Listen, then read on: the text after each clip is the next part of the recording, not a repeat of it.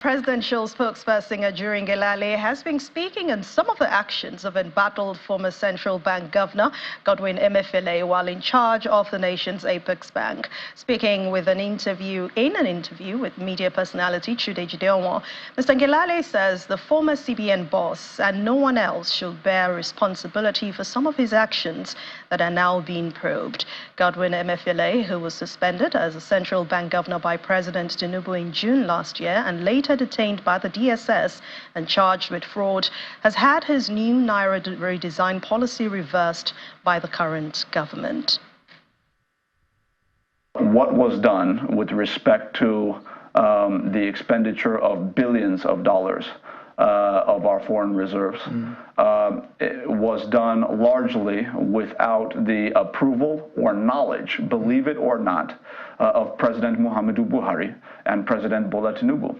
That might seem hard for some people to believe, and I want to explain how that could have happened. Yes. Now, we had one of the few central banks in the world where the day-to-day CEO, who is the governor of the central bank, was also the chairman of the board of directors, essentially. So he was essentially overseeing himself. I do understand that, yes, there was the Naira scarcity, and yes, obviously the CBN had its own rule in that.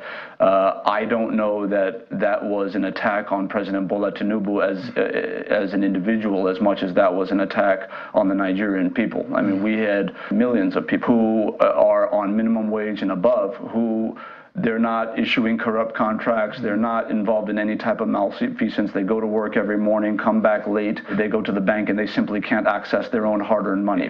When you have people, for example, in the north, dying in hospitals because they cannot access money that they earned legitimately because of the moves of some people in the CBN, I think that that is the type of activity that will attract a curse that would be difficult for any man to escape.